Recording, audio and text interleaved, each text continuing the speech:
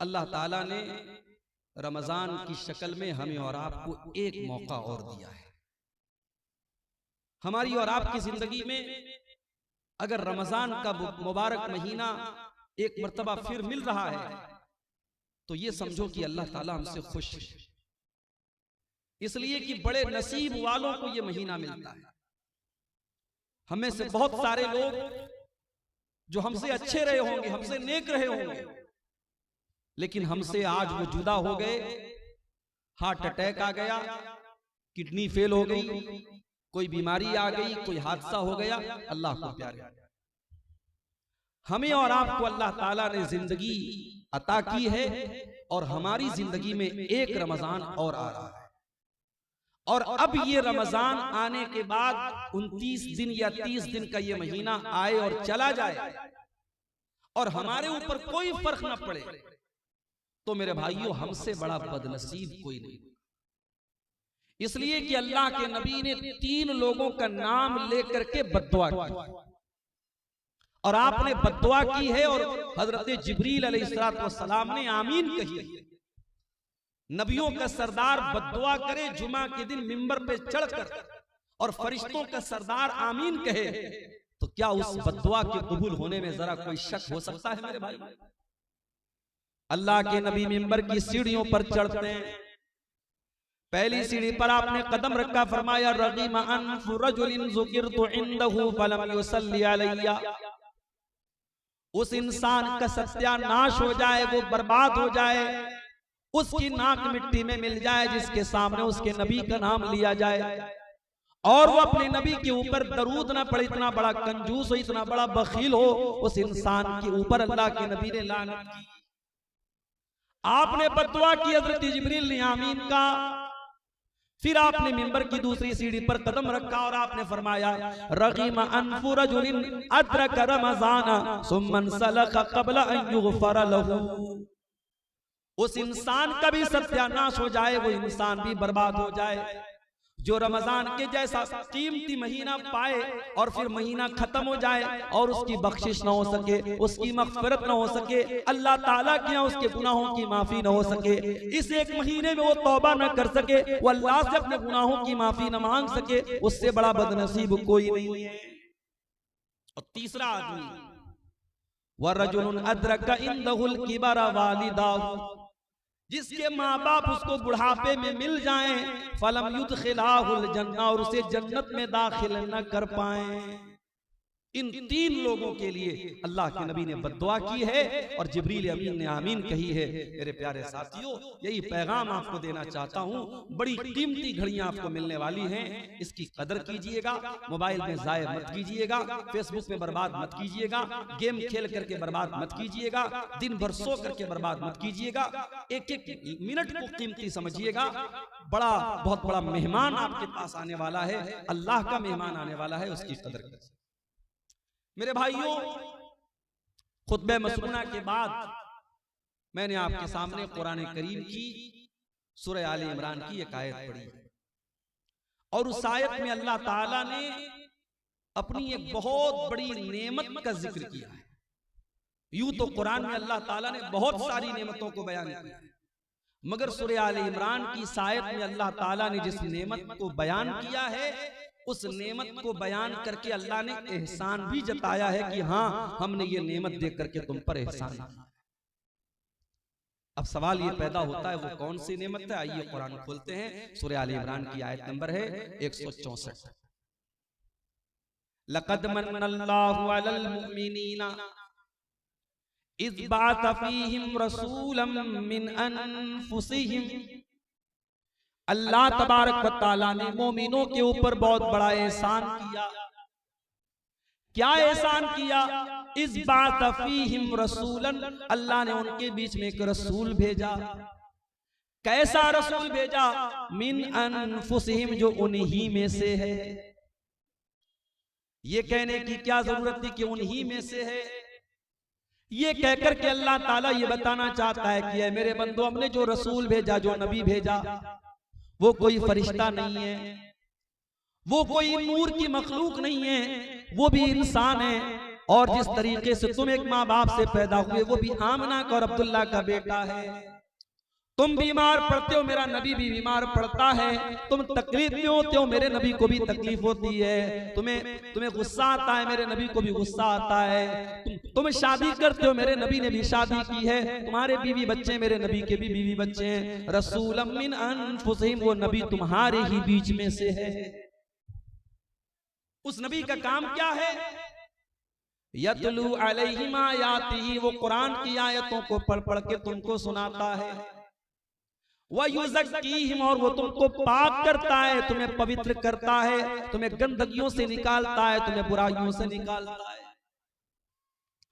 कभी मौका मिले मेरे नौजवानों, सीरत की कोई भी किताब आप उठा के देख लो, नबी के दौर में मक्का के हालात क्या थे, कौन सी ऐसी बुराई थी उस समाज में जो नहीं होती थी। लोग मुर्दार खाया करते थे, लोग सूद खाया करते थे, लोग ज़िना किया करते थे, लोग कत्ल किया करते थे, लोग बेटियों को जिंदा जमीन में गाड़ दिया करते थे। हलाल और हराम की कोई तमीज न थी। बाप के मरने के बाद अपनी सौतेली माँ से बेटा शादी कर लिया करता था। औरतें जानवरों की तरह मार्केट में बिका करती थी। निकाह करने का अजीब वो गरीब तरीका उनके समाज में राइज था। पर्दा नाम की कोई चीज न थी, हया नाम की कोई चीज न थी। खाने काबा का तवाफ करते थे नंगे होकर के, मादरजाद नंगे होकर के खाने काबा का तवाफ करते थे। अल्लाह के घर में खाने काबा में 360 बुत रखे थे जिनकी वो इबादत किया करते थे। हज भी करते थे, तवाफ भी करते थे, लब्बैक भी पढ़ते थे, मगर देसी घी में मिलावट किया करते थे। जब लब्बैक पढ़ते थे तो क्या कहते थे? लब्बैक अल्लाहुम्मा लब्बैक ला शरीक लक इल्ला शरीकन तमलिकुहु व मा मलक। कहते थे अल्लाह मैं हाजिर हूँ, अय अल्लाह मैं हाजिर हूँ, अय अल्लाह तेरा कोई शरीक नहीं है सिवाय एक शरीक के जिसको तूने अपना शरीक बनाया है और जिसका तू मालिक है। यानी वो अल्लाह के साथ दूसरों को शरीक भी किया करते थे। मुख्तलिफ किस्म की बुराइयां उनके अंदर थी। अल्लाह के नबी दुनिया में आए और आपने उन बुराइयों को खत्म किया। वयुज़क्कीहिम, वो नबी तुम्हें पाक करने के लिए आए हैं, वो तुम्हें गंदगियों से निकालने के लिए आए हैं। वयुअल्लिमुहुमुल किताब वल हिकमा, और वो तुम्हें किताब और हिकमत की तालीम देने के लिए आए हैं। वो नबी तुम्हारे लिए टीचर बनकर के आए हैं, वो नबी तुम्हारे लिए मुअल्लिम बनकर के आए हैं। अफसोस की बात है हमारा नबी तो टीचर बनकर के आया, हमारा नबी तो पढ़ाने वाला लिखाने वाला बनकर के आया, हमारा नबी तो किताबों हिकमत की तालीम लेकर के आया। और उस नबी के मानने वाले आज पूरे भारत में सबसे ज्यादा जाहिल मौजूद हैं। आज पूरे भारत में लिटरेसी में और तालीम में सबसे पीछे अगर कोई कौम है तो मुसलमान कौम है। न हम दीन के हैं न दुनिया के। लोग समझते हैं मुसलमान के बच्चे मदरसे में पढ़ते, कहां पढ़ते मदरसे में? भारत सरकार की रिपोर्ट है कि मुसलमानों के 2% बच्चे सिर्फ मदरसे में पढ़ते। जो पढ़ने वाले बच्चे उसमें 2% मदरसे में पढ़ते हैं, और उसमें भी कितने ऐसे बच्चे हैं 4 साल पढ़ा, 5 साल पढ़े, उसके बाद पढ़ाई उन्होंने। गौर करो मेरे भाइयों, जो नबी दुनिया में टीचर बनकर के आए, पढ़ाने वाले बनकर के आए, और जिस नबी के ऊपर कुरान की पहली आयत की नाजिल हुई, इक़रा बिस्मि रब्बिकल लज़ी खलक, पढ़ो उस रब के नाम से जिसने पैदा किया। आज उस नबी के मानने वाले, उस नबी का कलमा पढ़ने वाले आज जाहिल, और जाहिल होने का ये नतीजा है कि आज पूरे भारत में जिसका जो जी चाहता है हमारे साथ। अभी आपने देखा दिल्ली की सरजमीन पर नमाज पढ़ी जा रही है, और एक पुलिस वाला आता है और नमाज की हालत में नमाजियों को जूता मार रहा है। मैंने पढ़ा मीडिया में कि उसके खिलाफ कार्रवाई भी हो रही है, मगर आप ये देखिए कि नफरत किस लेवल तक पहुंच गई। मैं इसको सही नहीं ठहरा रहा हूं कि मुसलमान मस्जिद के बाहर सड़क पर क्यों सब बना रहा है, लेकिन हमें इस सवाल का भी जवाब तलाश करने की जरूरत है कि हमारे भारत में बहुत सारे त्योहार सड़क पर मनाए जा रहे हैं। हर तीसरे दिन कोई ना कोई त्योहार सड़क पर मनाया जा रहा है। अगर हफ्ते में या साल में एक नमाज अगर सड़क पर होती है तो इतना बड़ा कानून का उल्लंघन होता है कि तुम नमाजी को जूते से मारो। इसका मतलब ये हुआ इस्लाम के दुश्मनों को अगर चिढ़ है तो आपकी नमाज से, उनको नफरत है तो आपके शायर से है, उनको नफरत है आपकी इबादत से, आपकी नमाज से, उन्हें आपसे नफरत नहीं है। आप इस्लाम छोड़ दें, आप उनके रंग में रंग जाएं, आप शिर्क करने लगे, आप उनके बुतों के आगे सजदा करने लगे, आप उनकी नजर में महबूब हो जाएंगे। जब तक आप नमाज पढ़ रहे हैं, अल्लाह के आगे सर झुका रहे हैं, जब तक आपके अंदर तौहीद है, आप उनकी नजर में पूरे बने हैं। हालात ये, और हम साहब क्या कर रहे हैं? हम ये कर रहे हैं साहब कि हमारी कौम नाच गाने में लगी हुई है। अभी मैं एक इलाके में तकरीर करने गया, पूरा इलाका अहले हदीसों का इलाका है। मुझे लोगों ने कहा मौलाना आप तकरीर में बयान कर दीजिएगा, यहाँ शादी ब्याह में ढोल ताशा बजता है, नाच गाना होता है। अहले हदीसों की बस्ती है, कुरान और हदीस पर चलने का दावा करने वालों की बस्ती है। इसी झारखंड की सरजमीन पर मैं गया था और वहां लोगों ने बताया कि हमारे बस्ती में जब शादी होती है तो नाच गाना भी होता है, ढोल ताशा भी होता है। ये हालात हमारी कौम के हैं मेरे भाई। जरा गौर करो, जो नबी हमें गंदगियों से पाक करने के लिए आया था और जिस नबी से मोहब्बत का हम दावा करते हैं, उस नबी के मकाम को कभी समझा है मेरे भाई? वयुज़क्कीहिम वयुअल्लिमुहुमुल किताब वल हिकमा, हमने तुमको जो नबी दिया है वो तुम्हें पवित्र करने के लिए, पाक करने के लिए आया है, तुम्हें कुरान सिखाने के लिए आया है, तुम्हें हदीस सिखाने के लिए आया है। व इन कानू मिन क़ब्ल लफ़ी ज़लालिन मुबीन, उस नबी के आने के पहले तुम खुली हुई गुमराही में थे।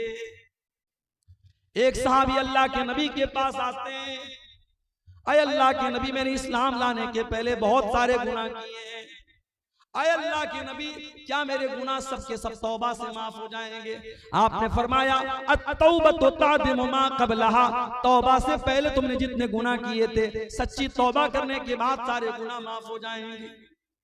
अय अल्लाह के नबी मैंने अपने हाथों से अपनी बेटी को जिंदा जमीन में गाड़ा था, मैंने अपनी बेटी को दफन किया था, अपनी बेटी को, अपनी मासूम बच्ची को अपने हाथों से कत्ल किया था, उसको गड्ढे में डाला था, उसको कब्र में जिंदा डाल दिया था। अय अल्लाह के नबी क्या मेरा ये गुनाह भी अल्लाह ताला माफ कर देगा?